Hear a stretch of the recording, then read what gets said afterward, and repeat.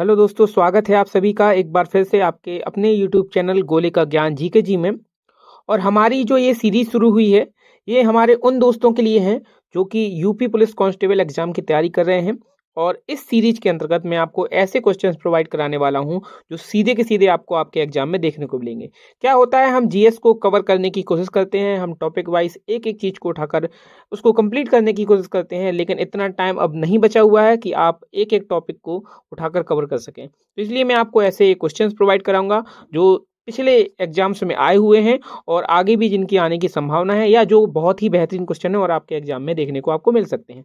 तो रोज आप टाइम निकालकर इस सीरीज को जरूर फॉलो करिएगा अगर आप जीएस में बेहतरीन स्कोर करना चाहते हैं। तो चलिए दोस्तों, शुरू करते हैं। आज का ही हमारा पहला प्रैक्टिस सेट है, इसको आप कंप्लीट एंड तक देखिएगा। और अगर आपको ये वीडियो पसंद आए तो इस वीडियो को लाइक जरूर कीजिए, चैनल को सब्सक्राइब न किया हो चैनल को सब्सक्राइब करिए और अपने दोस्तों तक इस वीडियो को शेयर करिएगा। और हाँ, कमेंट बॉक्स में कमेंट करके ये बताइएगा कि आपको और किन किन टॉपिक्स पर आपको वीडियोस चाहिए हैं, या किस सब्जेक्ट में आपको परेशानी आ रही है यूपी पुलिस कांस्टेबल एग्जाम के अंतर्गत। तो मैं आपको उसमें मदद करने की पूरी कोशिश करूंगा। चलिए शुरू करते हैं, बढ़ते हैं हमारे पहले प्रश्न की ओर। आपसे प्रश्न पूछा गया है, सलीम अली चिड़िया अभ्यारण्य कहां पर स्थित है? गोवा में, श्रीनगर में, उड़ीसा में, या फिर महाराष्ट्र में? तो आपको जानकारी होगी कि सलीम अली चिड़ियाघर जो अभ्यारण्य है वह गोवा में स्थित है। अगला प्रश्न है कि अंतर्राष्ट्रीय ओलंपिक दिवस कब मनाया जाता है? ये बहुत ही इंपॉर्टेंट है। अंतर्राष्ट्रीय ओलंपिक दिवस कब मनाया जाता है? तो आपको पता होना चाहिए कि भाई 23 जून 1894 ईस्वी से 23 जून 1894 ईस्वी से ओलंपिक खेलों की शुरुआत हुई थी। और इसी उपलक्ष्य में 23 जून को अंतर्राष्ट्रीय ओलंपिक दिवस के रूप में मनाया जाता है। अगला प्रश्न है, भारतीय निर्वाचन आयोग द्वारा राष्ट्रीय मतदाता दिवस कब मनाया जाता है? तो 25 जनवरी को राष्ट्रीय मतदाता दिवस मनाया जाता है। अगला प्रश्न है, सुनीता विलियम्स कौन है? अंतरिक्ष यात्री हैं, मिसाइल विज्ञानी हैं, नाभिकीय विज्ञानी हैं, या फिर अंतरिक्ष भौतिक विज्ञानी हैं? तो अगर हम सुनीता विलियम्स की बात करें तो यह भारतीय मूल की द्वितीय अमेरिकी अंतरिक्ष यात्री हैं। द्वितीय अमेरिकी अंतरिक्ष यात्री हैं। तो अगर प्रथम पूछा जाए कि भारतीय मूल की प्रथम अमेरिकी अंतरिक्ष यात्री कौन है, तो हम सभी जानते हैं कल्पना चावला उनका नाम है।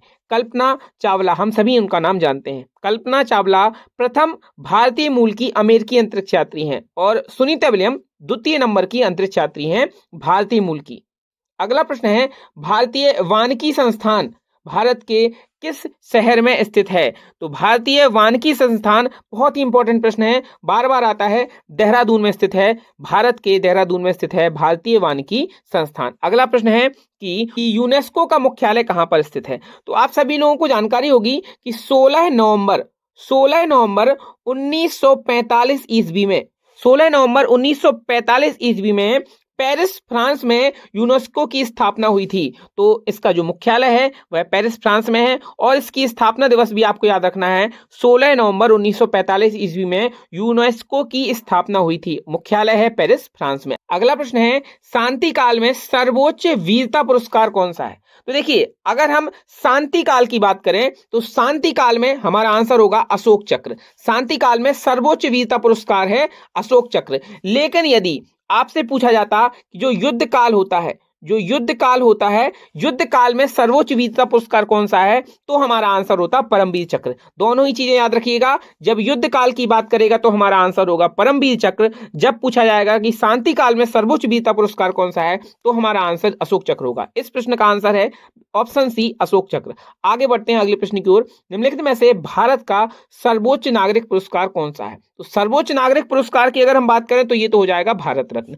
प्रथम नंबर का सर्वोच्च नागरिक पुरस्कार है भारत रत्न, द्वितीय नंबर का है पद्म विभूषण, तृतीय नंबर का है पद्म भूषण और चतुर्थ नंबर का है पद्म श्री। अगर आपसे पूछा जाए कि भारत में साहित्य के लिए सर्वश्रेष्ठ पुरस्कार कौन सा है, तो वह है भारत में साहित्य के लिए दिया जाने वाला सर्वश्रेष्ठ पुरस्कार है ज्ञानपीठ पुरस्कार। आगे बढ़ते हैं, अगला प्रश्न है, भारत में पिन कोड जिसको हम कहते हैं पोस्टल इंडेक्स कोड, तो आपको इसकी फुल फॉर्म भी याद रखनी है। यह भी पूछा जा सकता है कि पिन कोड का फुल फॉर्म क्या है, तो इसका फुल फॉर्म है पोस्टल इंडेक्स कोड। अब ये पूछ रहा है कि इसकी शुरुआत कब हुई थी, इसको शुरू कब किया गया था, तो 15 अगस्त 1972 से डेट थी 15 अगस्त और सन थी 1972।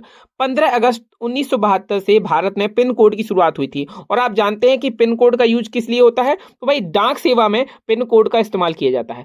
अगला प्रश्न है, भारत और किस देश के बीच द्विपक्षीय सैन्य अभ्यास हरिमऊ शक्ति आयोजित किया गया है? तो इसका आंसर है मलेशिया। भारत और मलेशिया के बीच हुआ है हरिमऊ शक्ति 2023। याद रखिएगा 2023 में हुआ है हरिमऊ शक्ति 2023 का जो युद्ध अभ्यास है वह भारत और मलेशिया के बीच हुआ है। अगला प्रश्न है, विश्व खुशहाली सूचकांक 2023 के अनुसार भारत कौन से स्थान पर है? तो भारत का जो स्थान है खुशहाली सूचकांक वर्ल्ड हैप्पीनेस इंडेक्स में भारत का स्थान है 126वां। और अगर आपसे पूछे कि पहले स्थान पर कौन है, तो याद रखिएगा पहले स्थान पर है फिनलैंड। तो फिनलैंड का नाम आपको याद रखना है। प्रथम स्थान पर जो फर्स्ट नंबर पर है वह है फिनलैंड और भारत 126वें नंबर पर है। आगे बढ़ते हैं। अगला प्रश्न है, निम्नलिखित में से कौन सा मात्रक ज्योति तीव्रता के मापन में प्रयुक्त होता है? तो अगर हम ज्योति तीव्रता के मापन में प्रयुक्त मात्रक की बात करें तो यह हो जाएगा कैंडला। आप सभी लोग जानते हैं। विद्युत धारा के लिए एम्पियर होता है, ये हम जानते हैं। आगे बढ़ते हैं अगले प्रश्न के लिए। अगला प्रश्न पूछा गया है कि एक घूर्णन वस्तु यानी जो एक वस्तु जो घूर्णन कर रही है उस पर कौन सी ऐसी चीज है जो हर बिंदु पर एक समान होती है? रेखीय वेग, रेखीय गति, कोणीय टॉर्क या फिर कोणीय वेग। तो हमारा आंसर होगा विकल्प डी। जो कोणीय वेग होता है वो एक घूर्णन वस्तु पर हर बिंदु पर एक समान होता है। आगे बढ़ते हैं। अगला प्रश्न पूछा गया है, जो टॉर है, टॉर किसकी इकाई है? बताइए, बल की, ऊर्जा की, दाब की या फिर शक्ति की? तो टॉर दाब की इकाई है। जो टॉर है वह दाब की इकाई है। और अगर हम इसके मान की बात करें तो 133.32 पास्कल के आसपास इसका मान होता है। टॉर का मान होता है 133.32 पास्कल और यह दाब की इकाई है।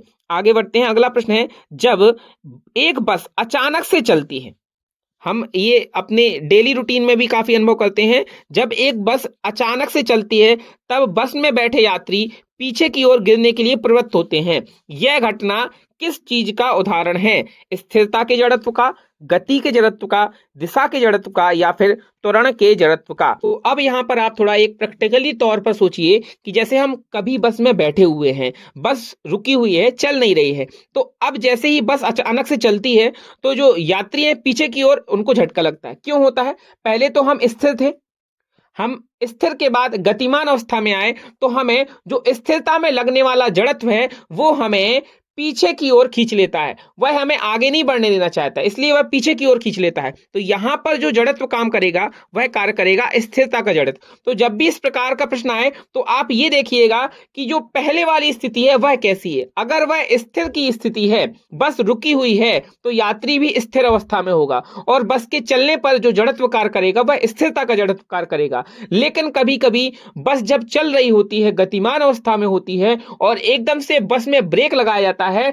तो यात्री आगे की ओर झटका खाते हैं और फिर आपसे पूछा जाए कि तब वहां पर कौन सा जड़त्व कार्य कर रहा है, तो क्योंकि बस गतिमान अवस्था में तो तब वहां पर गति का जड़त्व कार्य करेगा। तो ये प्रश्न थोड़े से प्रैक्टिकली होते हैं और कई बार हम इनमें घूम जाते हैं, लेकिन अगर हम कॉमन सेंस का यूज करें कि हम किस स्थिति में रहे पहले और अब किस स्थिति में आ रहे हैं तो उस पर कौन सा जड़त्व कार्य करेगा, जड़त्व हमेशा आपको गतिमान अवस्था में जाने से रोकने का कार्य करता है।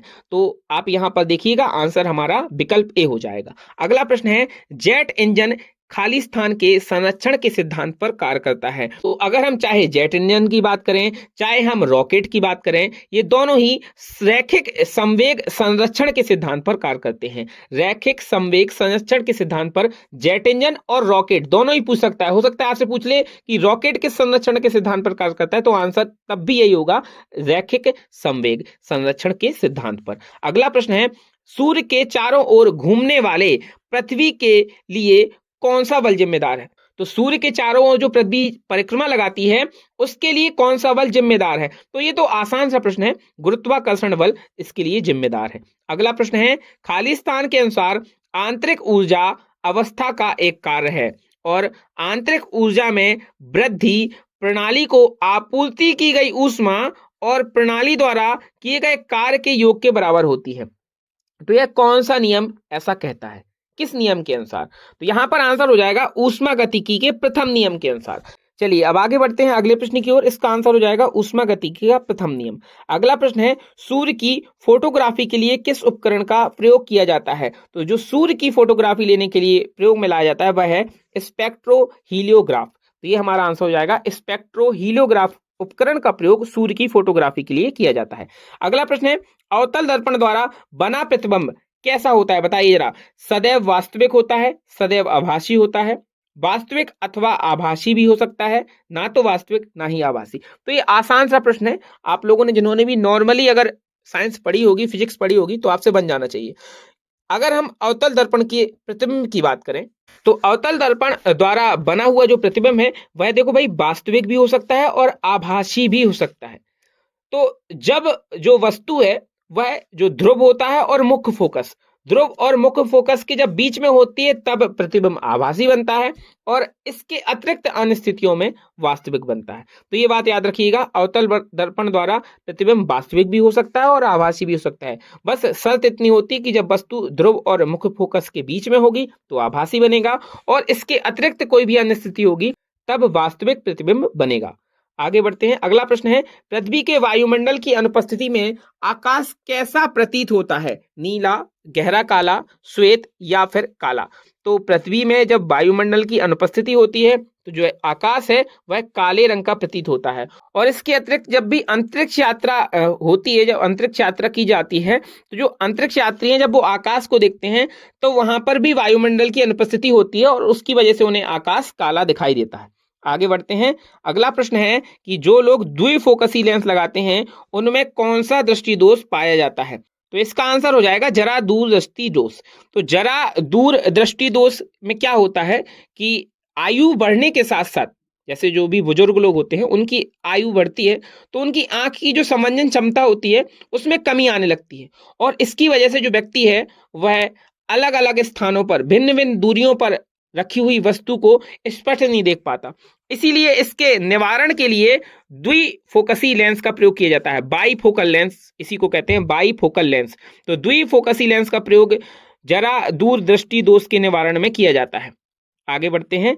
अगला प्रश्न है संगीत में सुर की कोटि किस पर निर्भर होती है? तो संगीत में सुर की कोटि मौजूदा हार्मोनिक यानी इसको हम कहते हैं सन्नाद, इस पर निर्भर करती है, सन्नाद पर निर्भर करती है। अगला प्रश्न है पवन चक्की यानी कि इसी को हम टरबाइन कहते हैं, यह ऊर्जा को यांत्रिक शक्ति में परिवर्तित, मतलब किस ऊर्जा को, यहां पर पूछा गया खाली स्थान, किस ऊर्जा को यांत्रिक शक्ति में परिवर्तित करती है? गतिज को, नाभिकीय को, रासायनिक को या फिर गुरुत्वीय को? तो यहां पर आपको ये पता होना चाहिए कि पवन चक्की कार्य कैसे करती है।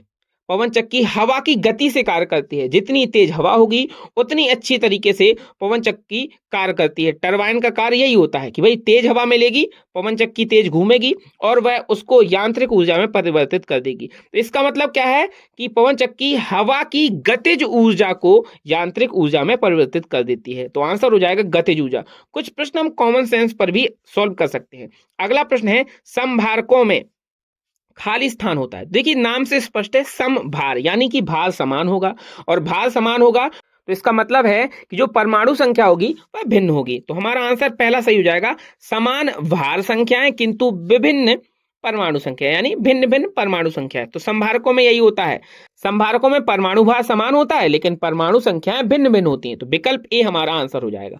अगला प्रश्न है निम्नलिखित में से कौन सी धातु हथेली में रखने पर गलने लगती है?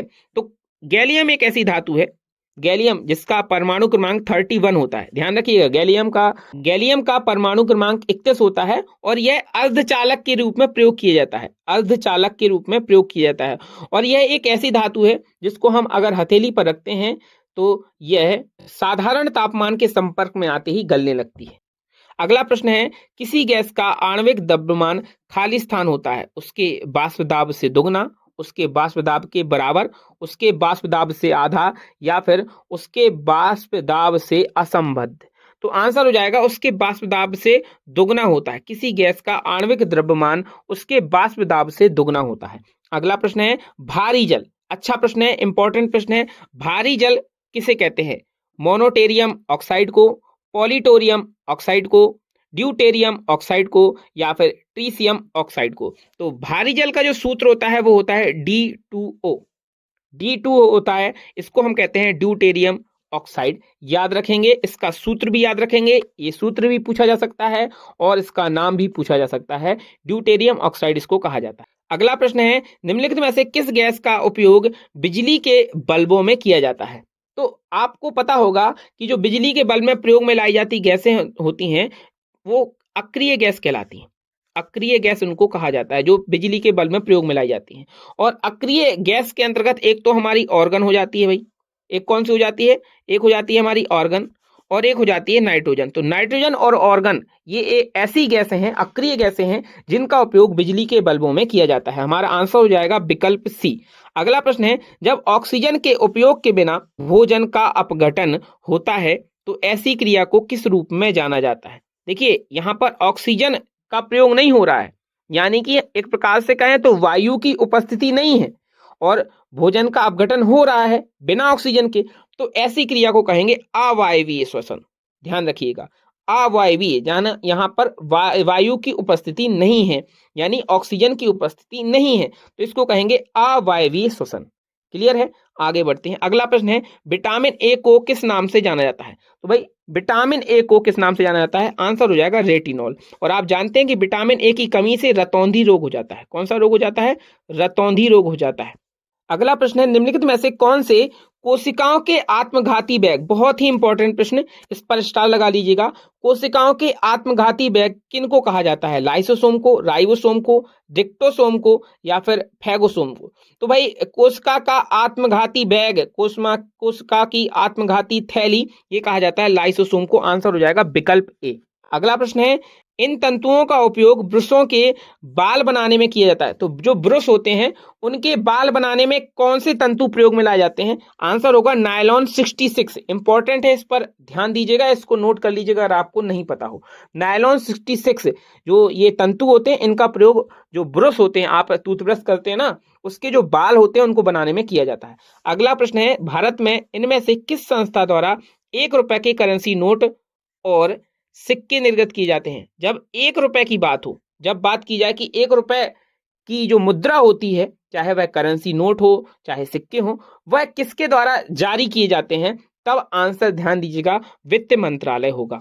इस पर वित्त सचिव जो होता है उसके साइन होते हैं। साइन अगर पूछता कि किस किस हस्ताक्षर होते हैं, तो हस्ताक्षर याद रखिएगा भाई, वित्त सचिव के साइन होते हैं, वित्त सचिव के।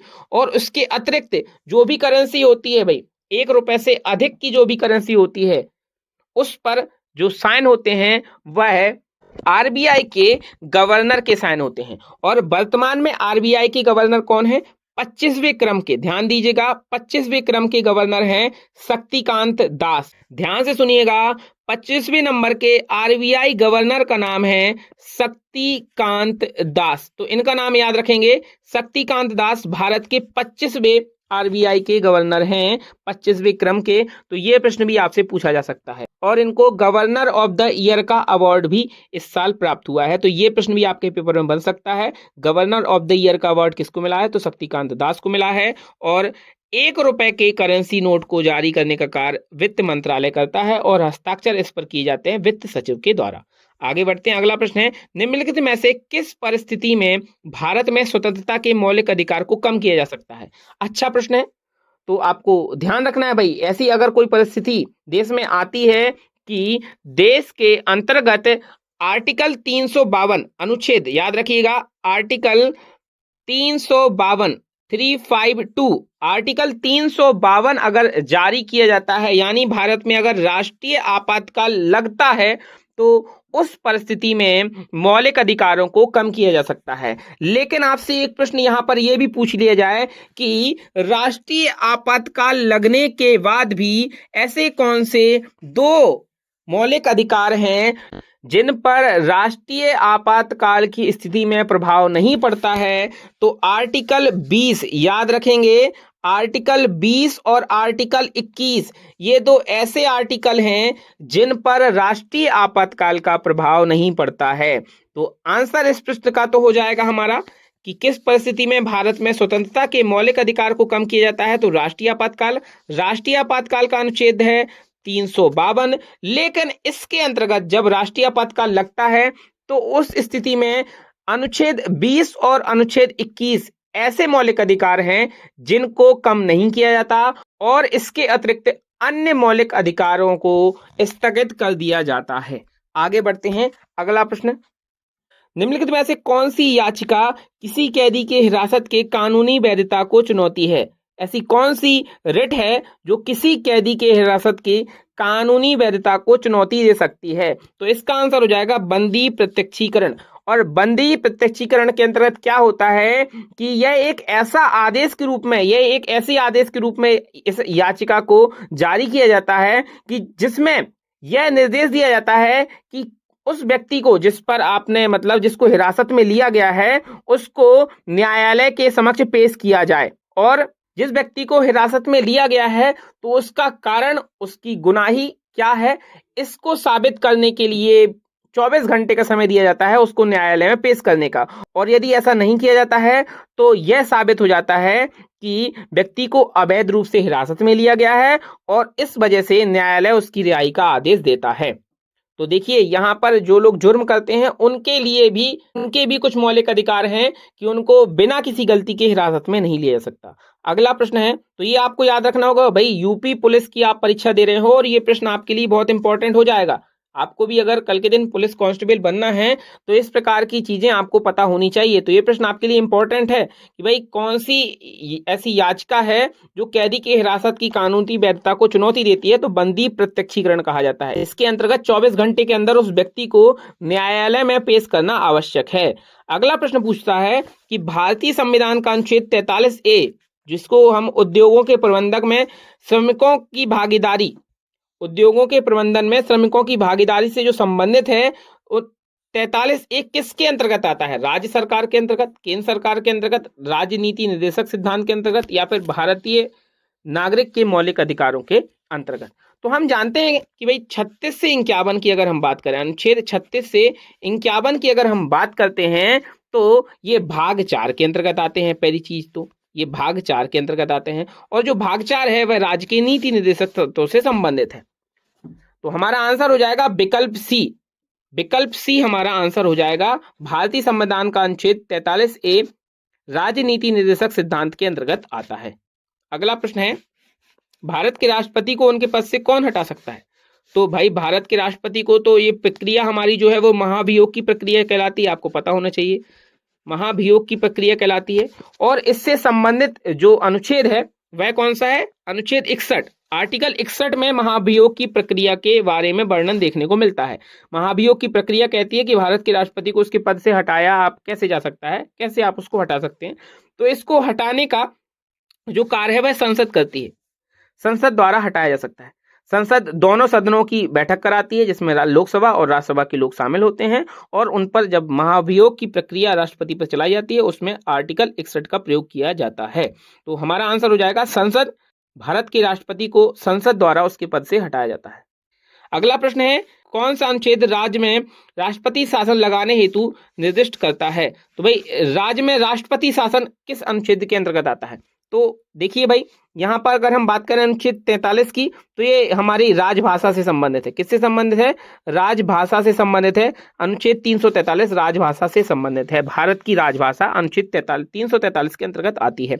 अनुच्छेद 51A ये हमारा फंडामेंटल ड्यूटीज यानी मौलिक कर्तव्य से संबंधित है। एफडी मतलब फंडामेंटल ड्यूटीज, मौलिक कर्तव्य अनुच्छेद 51A के अंतर्गत आते हैं। 356 हमारा आंसर हो जाएगा। 356 राज्य में राष्ट्रपति शासन से संबंधित है।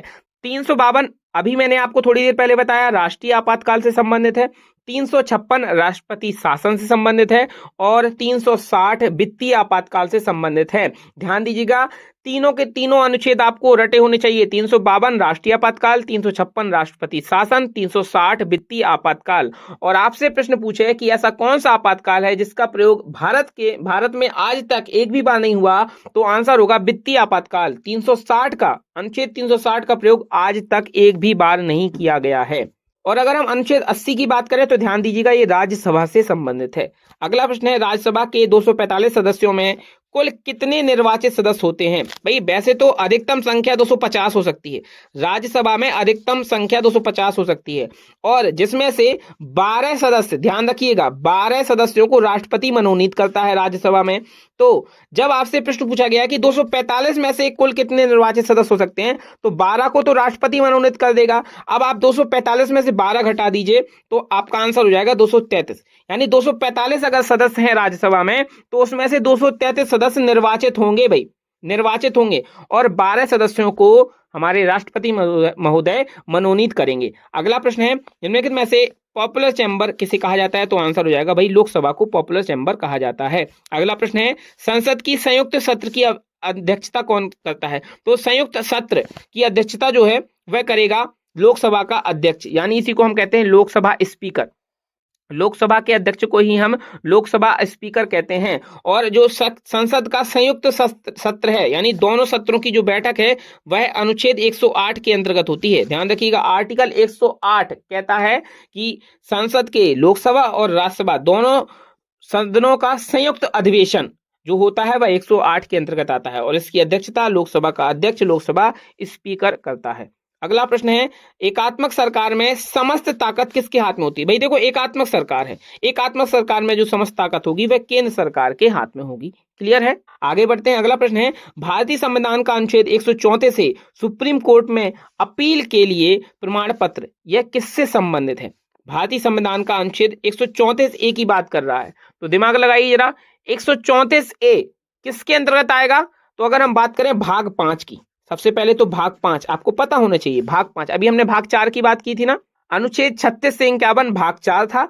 अनुच्छेद 52 से लेके 151 तक, अनुच्छेद 52 से लेके 151 तक हमारा भाग 5 आता है, और भाग जो 5 है वह संघ या हम कहते हैं केंद्र से संबंधित है, तो हमारा आंसर हो जाएगा केंद्र सरकार। अनुच्छेद 134A 152 से 151 के बीच में ही तो आएगा, और 134A जो कि सुप्रीम कोर्ट में अपील के लिए प्रमाण पत्र कहता है इसके बारे में, 134A, वह हमारा केंद्र सरकार से संबंधित हो जाएगा। आंसर हो जाएगा विकल्प बी। तो यहाँ पर आपको बहुत सारी चीजें रटने जैसी नहीं है। अगर आपका बेस क्लियर है, आपने भाग पढ़े हुए हैं, अनुच्छेद पढ़े हुए हैं, तो आप आराम से इन प्रश्नों का आंसर कर ले जाएंगे। अगला प्रश्न है, मुख्य चुनाव आयुक्त का कार्यकाल कितने समय का होता है? तो अगर हम मुख्य चुनाव आयुक्त के कार्यकाल की बात करें तो भाई ये होता है 6 साल या 65 वर्ष, जो भी पहले हो जाए, 6 साल या फिर 65 वर्ष। मान लीजिए कोई ऐसा मुख्य चुनाव आयुक्त है जो 62 वर्ष की उम्र में मुख्य चुनाव आयुक्त बना है, तो ये सिर्फ 3 साल ही अपने पद पर रह पाएंगे, क्योंकि फिर उसके बाद 65 साल की आयु पूरी कर लेंगे। इसलिए कहा जाता है 6 साल या 65 वर्ष, जो भी पहले हो जाए। अगर ये कम उम्र में मुख्य चुनाव आयुक्त बन रहे हैं तो ये 6 साल का अपना कार्यकाल पूरा कर लेंगे, लेकिन अगर ज्यादा उम्र में बन रहे हैं तो जैसे ही इनकी 65 साल की उम्र पूरी होगी, इनको अपना पद छोड़ना पड़ेगा। तो मुख्य चुनाव आयुक्त का कार्यकाल होता है 6 साल या 65 वर्ष। अगला प्रश्न है, निम्नलिखित में से किस केंद्र शासित प्रदेश को भारत में आंशिक राज्य का दर्जा मिला हुआ है? तो भारत में आंशिक राज्य का जो दर्जा है वह पुदुचेरी को मिला हुआ है। इसको आप रट लेंगे, समझ लेंगे, अच्छे से नोट डाउन कर लेंगे, दिमाग में बैठा लेंगे। अगला प्रश्न है, निम्नलिखित में से किस संशोधन द्वारा भारतीय संविधान की पहली अनुसूची में संशोधन किया गया और गोवा और दमन दीव को भारत के 8वें केंद्र शासित प्रदेश के रूप में शामिल किया गया? तो भाई ये संविधान संशोधन था 12वें नंबर का। तो 12वें संविधान संशोधन के द्वारा जो गोवा और दमन दीव है, इनको भारत के 8वें केंद्र शासित प्रदेश के रूप में शामिल किया गया है, और ये किसके अंतर्गत आएगा? पहली अनुसूची के अंतर्गत। तो ये था हमारा अंतिम प्रश्न। उम्मीद है आपको ये सेशन पसंद आया होगा, और ये क्लास में आपको बहुत सारे प्रश्नों को समझने में, उनको कैसे हल करना है, किस प्रकार से तरीके, कहाँ पर हमें अपना कॉमन सेंस यूज करना है, कहाँ पर कौन सी ट्रिक लगानी है, या फिर कहाँ पर हमें अपने बेसिक नॉलेज का प्रयोग करना है, तो ये आपको समझ में आया होगा। और इस प्रकार के ही प्रश्न आपके पेपर में ही बनने वाले हैं, तो इन प्रश्नों को आप अच्छे से नोट डाउन करके रख लेंगे। जो आपसे नहीं बन रहे हैं उनको आप नोट डाउन करिए, उनका रिविजन करिए, और उम्मीद करते हैं आपकी तैयारी बेहतरीन होती जाएगी। और इस सेशन से डेली जुड़िएगा। इस क्लास को अगर पसंद आई हो क्लास तो इसको लाइक करिए, अपने दोस्तों तक शेयर कीजिए,